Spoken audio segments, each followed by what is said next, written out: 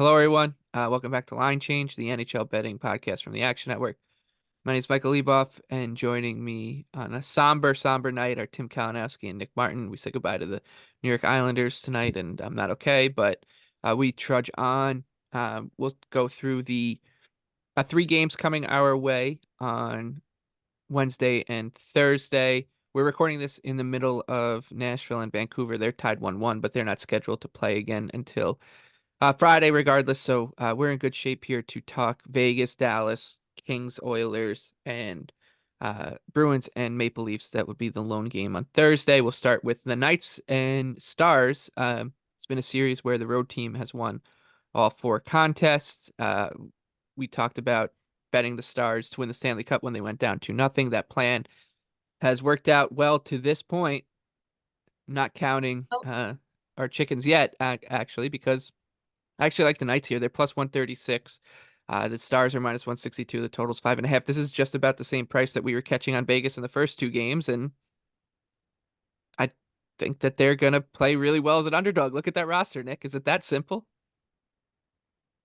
Yeah, I mean, I think that the the line change here is just so significant, right? Like it feels pretty crazy. I think that as much as we have pumped up the Stars, how is it now plus 135? And Vegas was better in game four, right? Like it was pretty plain to see. We were happy to get the result there as Stars betters with our positions because it could have gone either way. I think it was obvious to say that Vegas would clean up their defensive play a little bit.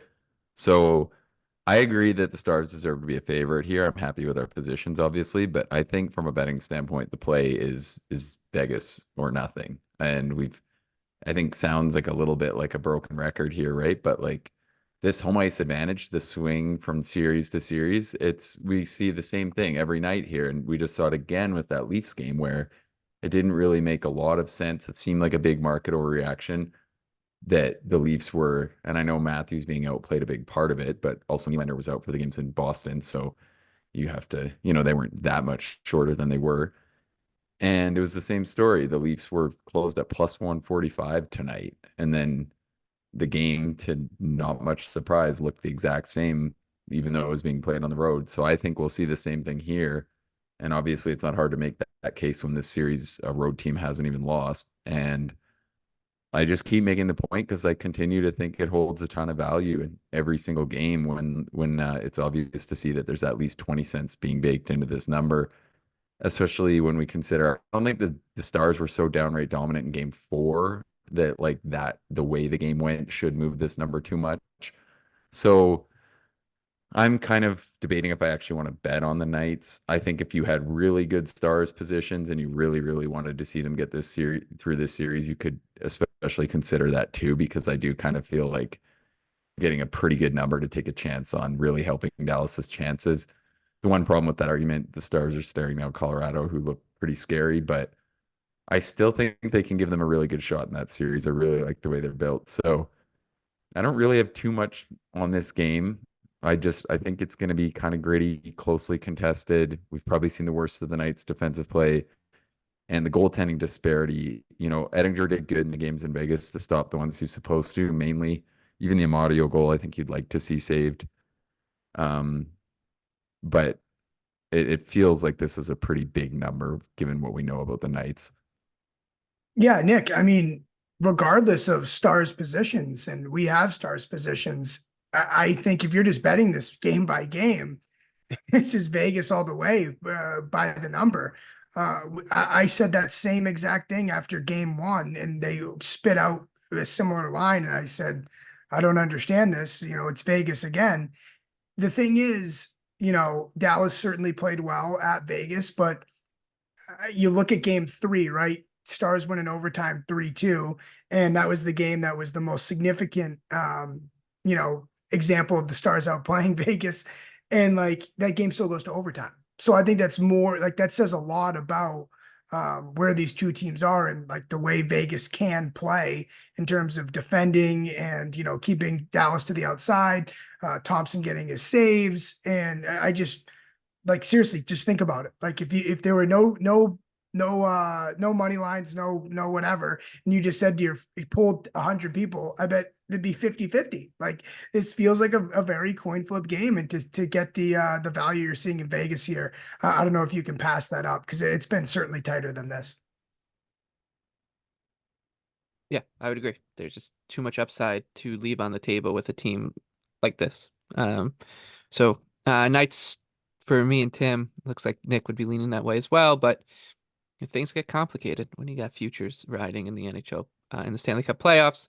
The And Knights, I'll yep. just say, I just don't want to cheer for Vegas in this game. I'd rather just ride my Stars positions and be happy. But I think that I fully agree that at plus 135, there's a pretty clear side with betting value compared to the other. Okay. And that brings us to Oilers and Kings. This is an elimination game. That Knights Stars series is the only one that was 2-2 after 4 games. It was almost the first time since 1987 we didn't have any 2-2 series in the first round of the Stanley Cup playoffs. This one is 3-1 in favor of the Oilers, who won a 1-0 game. The last time these two teams skated in Los Angeles. Now it goes to Edmonton. The Kings are on the road as a plus 164 dog. The Oilers laying minus 198, and the total here is 6.5. I'm probably just gonna sit this one out. I'm gonna give some pretty careful consideration to betting the Kings. I guess this team should have. I don't even want to say they deserve the win in Game 4, the 1-0 loss. The Oilers' only goal coming on their only power play, and Stuart Skinner playing really well. But because I actually thought Edmonton wasn't like bad, they just played a different kind of game than we're used to seeing. But that said, like, that kind of shows how Los Angeles can play, and as long as they keep things relatively on schedule, they should be a pretty live underdog at this kind of price, Tim. So I would lean with the Kings, which I know is where you're going. Yeah, I don't know if I'm gonna need a couple hours to decide if I'm actually gonna play it, but I would certainly lean Kings. I mean, you look at the 5-on-5 numbers. LA's actually outscoring Edmonton 10-9, 5-on-5 in the series. And if you look at this price, is that enough for, Edmonton's power play being the difference, enough for you to say, yeah, I'll lay it with the Oilers here? Also, too, I'll throw in like the fact that, you know, LA played a great game 4 and they didn't win. It almost feels like they wasted an opportunity, right? Like, everything kind of went their way. And, I've heard a lot of people in the media being like, oh, if I told you the game was 1-0, wouldn't you think it was the Kings? Like, to me, that means that LA really squandered an opportunity. I don't know how you keep LA off the board for that long. So yeah, just based off the 5-on-5 play, I would have a slight lean on the Kings, but I'll be honest, there's a big part of me that's pretty terrified of this Oilers team bouncing back from only having one goal. Yeah, I agree with you though, Tim. And I don't think the Oilers really did anything wrong. Like Mike said, they didn't own as much of the play, and that's what's tough for the Kings. It's like chances are you're not really going to play them better in that. So when you're already a big underdog in the series, that's a tough game to drop. But I think we'll see them kind of employ a similar plan here. They have been, and I know Edmonton is just so capable offensively, but I think it has been surprising how bad the Kings have defended at times in the series. Over the last 2 years, we have seen them show pretty elite defensive upside.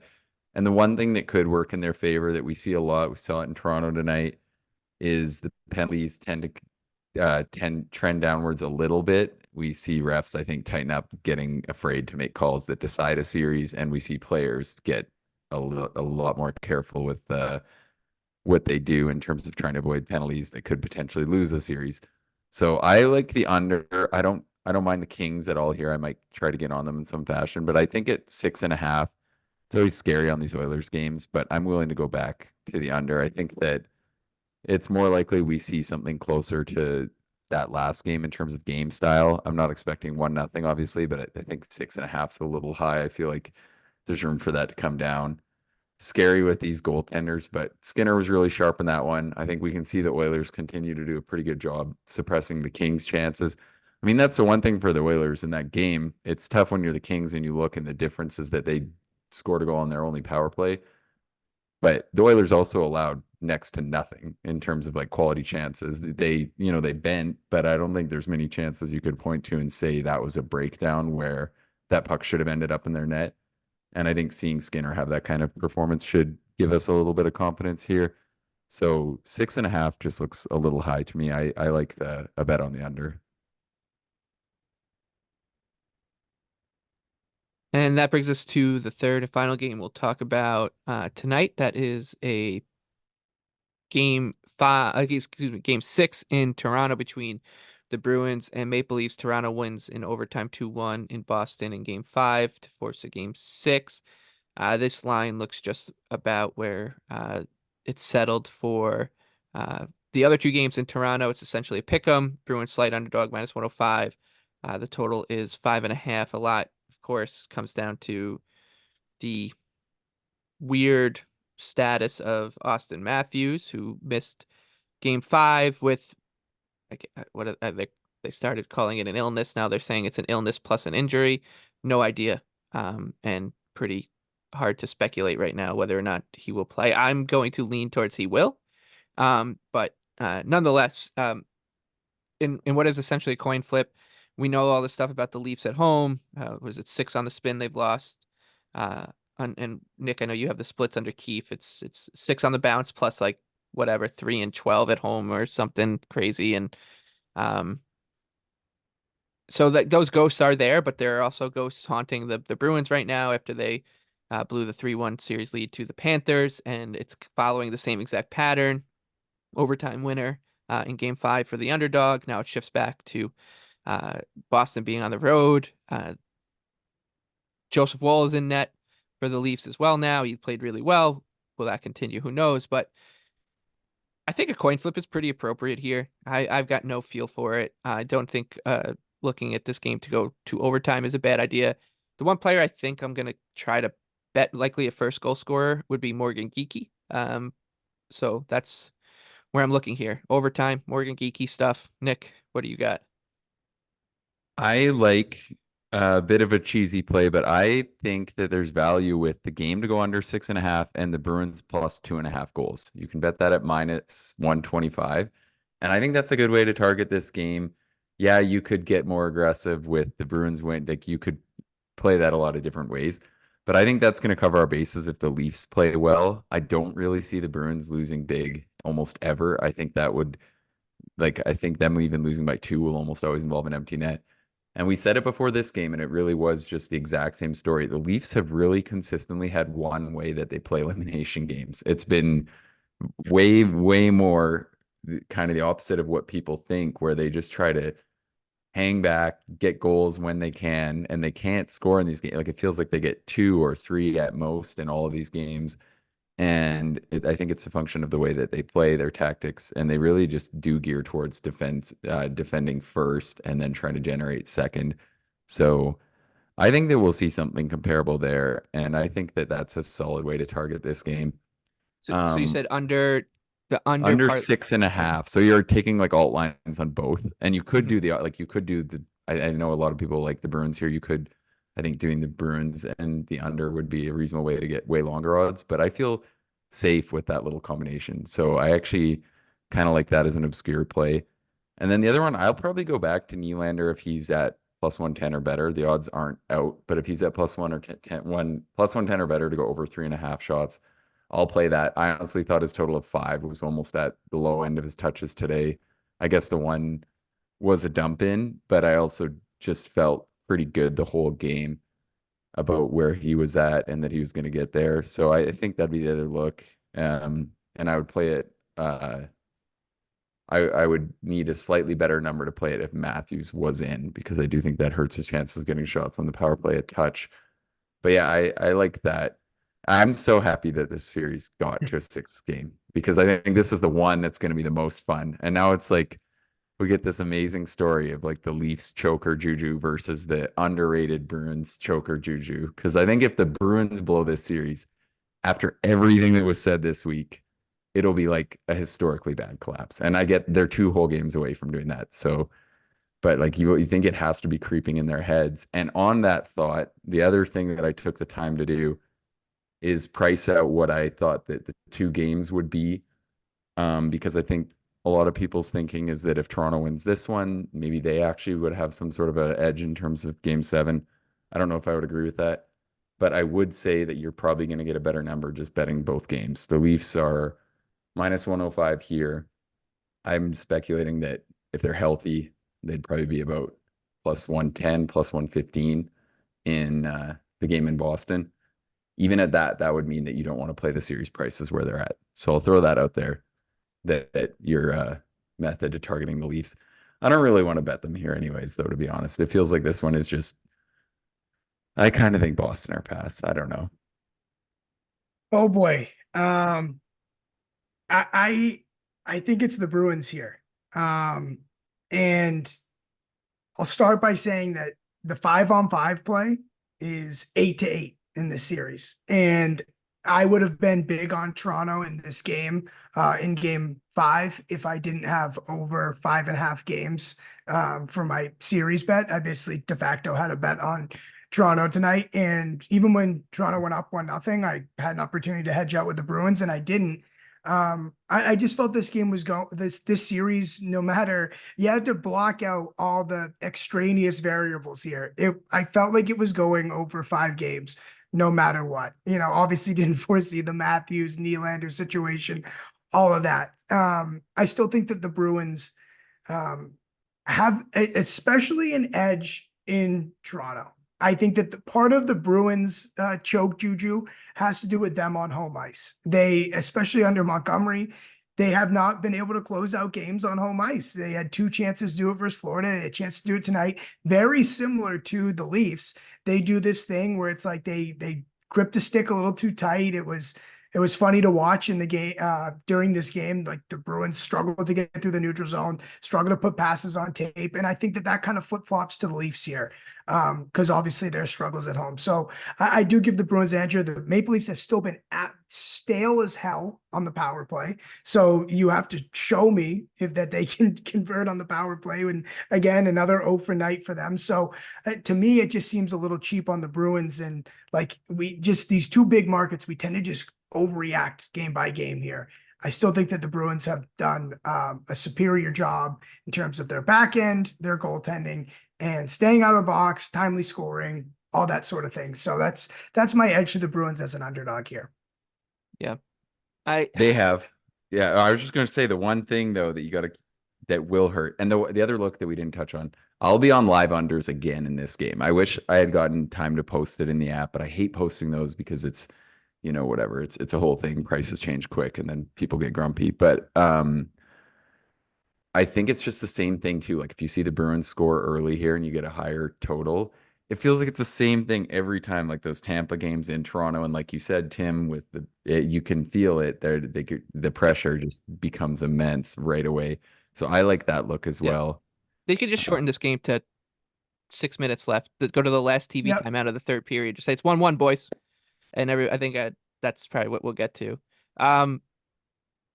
Yeah, I do tend to agree with you, Tim. Like I think that the Bruins have just generally been the better side, and you think of out either today and the Matthews situation adds context to this, but they still needed Joseph Woll to post a really, really good goaltending performance to drag them to that win. And so I get it. I think that a coin flip, because it's a classic one where I feel like your bet, whatever bet I'm gonna make, I would lose. Like that's how I feel about it. I just feel like my read is gonna be wrong. I think it's hard to read. And even tonight, I think that's a pretty, Wall played good. I would not say he dragged them anywhere. I think for 2 periods, Toronto The Leafs were better. pretty clearly better. And they definitely generated more overall. And in the series, they've been the better even strength team. I think that's what I'm saying. To like my point is like that they still needed that to win, right? Like they still need, like even in a game where they actually outplayed the Bruins, like that first period, I thought the Bruins were terrible. That's the worst they've looked in this entire series, and the Leafs were still only able to scratch out a goal, and then it's 1-1 after 1, and you're like, did they just blow it? And so it's there's a lot here.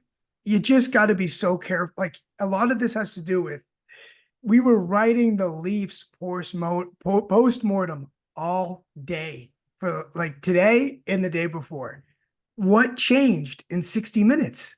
The No, game was like the I game was was with a, Tim. we weren't Me writing and it. Mike weren't. No, no, no, I saw I we know, got I some know, I comments know. and I just said I basically bet on the Leafs, but what I'm saying is like the ping pong match of the momentum and the storylines of the series, like people just lose sight of what the hell is going on. I said the same thing you guys after game one. I said I'm betting the Leafs in game two. Like we just are so quick with these assumptions, and I think it's gone back to the other way. Like even still, the Leafs outplayed the Bruins for majority of that game. They still won by the hair of their chinny chin chin. Like they still can't score on the power play. It's like Marner is still struggling. Like it's I don't know. That's just how I feel about it. You're getting the Bruins as an underdog with one of the most historically bad home ice playoff teams in the last half decade. Yep. yeah, I think the time to play the Bruins is now. Where Yeah, I would yeah. play them, and I said to people today, I said, don't. Everyone was saying Bruins lock, Bruins lock. It's like, and it just wasn't. It was a horrible price. I'm not even just saying because it went that way. It could have gone either way, but I just think it was a horrible price. And I think this one, I agree with you, Tim. It's much more solid, reasonable number. I think that Think of game seven's the one that could go anyway. I need it to get there. this thing closed minus 175. Yeah. The favorite lost in overtime. And now we're like we've switched to I'm looking at minus 102 on the Bruins. That much changed in 60 plus minutes. I just don't see that. Yeah. Well, I mean, I think this is assuming Matthews is in. So the Bruins will close as favorite if he's ruled out. Okay. That does it for this episode of Line Change. We'll be back again after that Bruins Maple Leafs game 6 on Thursday night to preview whatever's left for us to look at for Friday night, whether it's just It's Stars, so it'll definitely be Stars nights. But is that Friday or is that Saturday? They must announce. Yeah, that's Friday. So we'll Either look way, at we'll that. touch on it. But I believe I don't even know if, to be honest, I don't even know if they've scheduled them out. But I know I think it's because I think there's 3 games on Friday. Right. You know, there are 3 games it's the on Rangers, Friday. Canes. Right, Yeah. right. Okay, hold on. Let me just restart this whole thing. 5, 4, 3, 2. Okay, that'll do it for tonight's episode.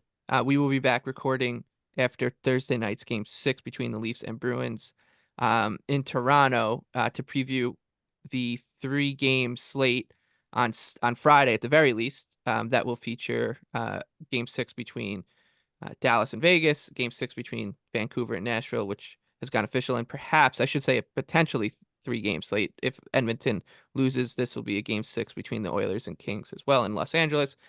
And then if necessary on Saturday as well. We'll take a look at if Toronto wins that game. But we'll make sure to get all these covered for you on Line Change. We'll also be able to provide you coverage for the Sunday slate if there is one. There are 3 potential game 7s on Sunday in the Western Conference. But you will likely find those on Power Plays, which is our video with Bet365 that you can find on the YouTube. So just keep an eye out. We'll do our best to get everything covered.